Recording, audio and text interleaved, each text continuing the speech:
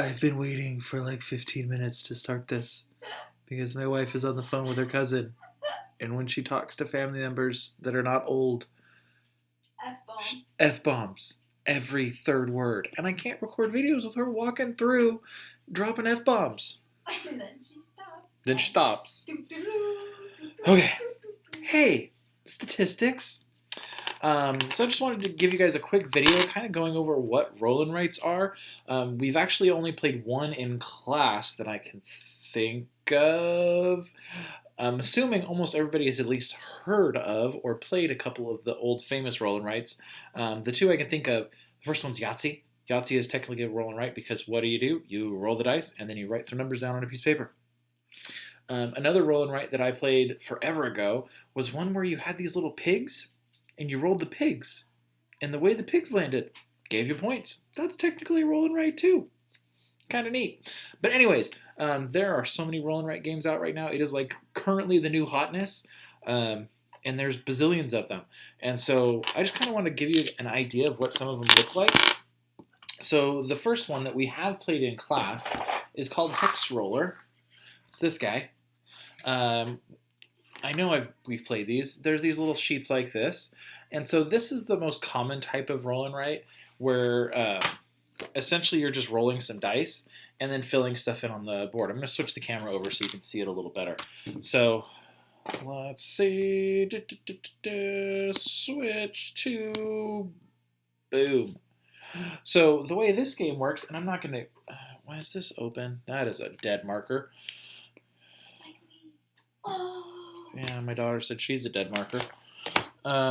Okay, well, I don't have any actual markers that'll work. But so basically, what I would do is I'd roll the dice, and based on what I roll, so in this game I got, let's see, that's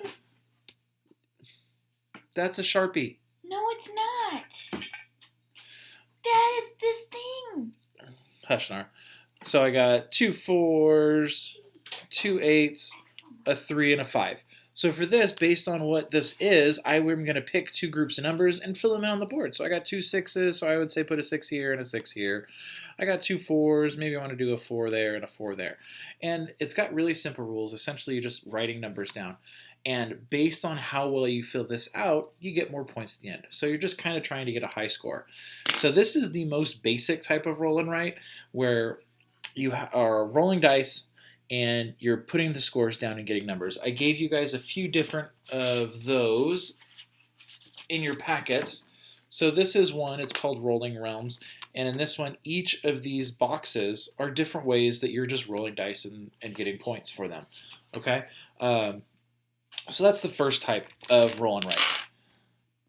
The second type of roll and write, which I personally like a little bit better, you have a grid and you're actually drawing pictures onto it. So with this, this is called railroad ink. You'll be rolling, and so like that gives you a shape like that. And so somewhere on this board, I'm going to draw that shape.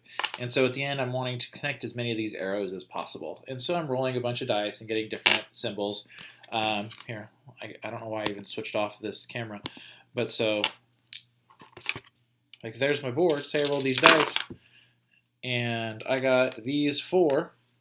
So that means I have to draw those 4 shapes. So it's like, here's a road, I have to connect a road to it. And they're fun because you get to draw with your terrible artistic abilities. And so I have those 2 now. I need to draw a railroad. And they just give you some freedom. So there's my railroad. And then, so that converts a railroad into a road. And I'm done. That's my round. And so the fun with these is that it starts out really simple, but then once your whole board is full, it gets really confusing and really like thinky. You have to really think about stuff. This has other dice where you can draw lava and stuff on there. You can do whatever you want. Sky's the limit. So that's one. There's another one I gave you guys in your pack called Dino World, which I'm really excited to try.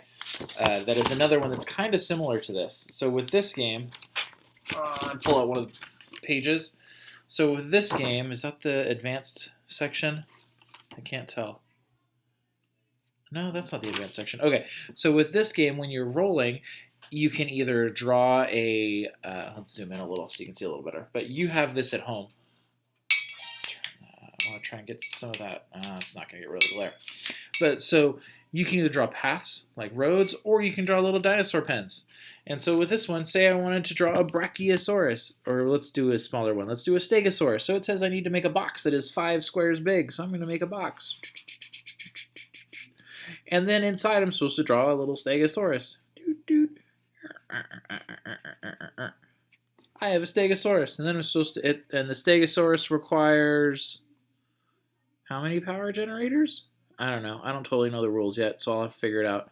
Probably 1, maybe 2. I don't know. So you draw little lightning bolts to stand for power generators. And that's it. And again, the fun with these games is after you've started, it's so open.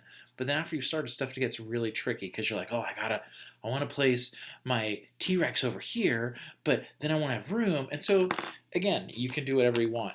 And so I gave you guys a few copies of those kind of games. And then the last one, so the last real big category, and again, all these things have lots of variations, is this game called Corinth. Let's switch back to the big screen so you can see me. Is Corinth, which is this page that's on there. Let me get the big one. So with this game, the cool thing is you're going to roll a bunch of dice, and the dice will stand for the different goods. Okay, so it's a little different because this one there's actually player interaction, and so there might be 3 dice for, I think that's pottery, 3 dice for pottery, 2 dice for gold, some grapes, and then whoever picks this one, those dice go away, and so the other people have to pick different things, and so you're actually competing for different dice. So there's like some dice drafting, so it's a little different, but it's still technically a roll and write, and it's still really easy to do digitally.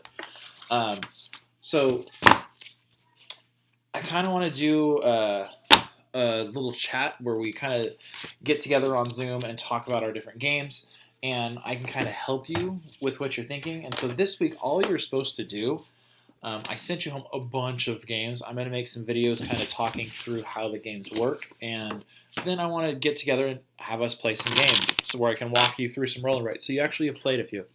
But then, again, all you have to do this week, play some roll and writes. I'm assigning a couple videos that talk about some different roll and writes. I try to give you sheets for a few of them. So one video is a little longer at 17 minutes, but it's really funny. It's one of my favorite YouTube guys because he's hilarious. And the other one is just a short 4-minute video about the top 10 games at one of the last big board game conventions that are all roll and writes. Again, just to give you some ideas. So other than that, all you have to do, play some board games, watch those videos, and then I'm going to put make a Google form where I want you to talk about the board games you watched. Tell me about what kind of game you want to make. Do you want to make it where you're drawing on the board with maps? Are you just filling in numbers? Are you going to have a little more interaction? How do you want to do that kind of stuff? And it doesn't have to be final. We are kind of in the last sections, so you do need to think about what you want to actually do.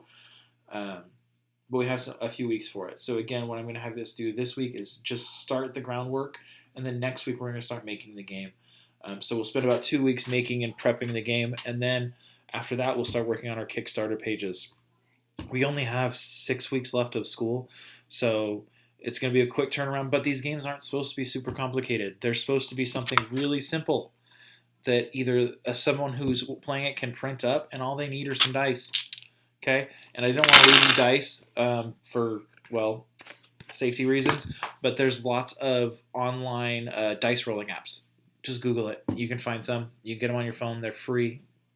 People who play D&D and stuff need them, and so there's lots of them. Just look one up. Use that if you don't have them.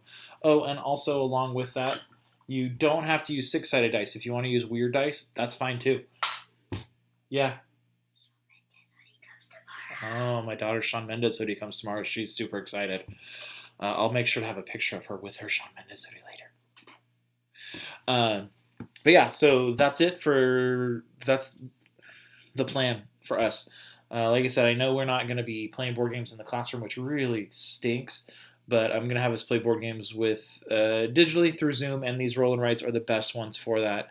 And it allows us for some quick turnaround on how they work. Because ideally with some of these, if you can't print it, you should be able to just draw it. So we'll see how it goes. let me know if you have any questions. Hit me back. I'm gonna try. Let me know if you cannot make it on what time is your guys' Zoom. Your guys' Zoom is at 2 o'clock on Friday. I'm gonna hopefully we'll spend some time on 2 o'clock on Friday going over all of our stuff. I'm gonna try and tell the other kids to get out so we can have a good hour for us to just chat and hopefully play a game or two. Yeah, that's it. If you did not pick up your papers from school today, they are all posted on your classroom. Please print them up if you can. That's it. All right, I've rambled enough. Adios, guys.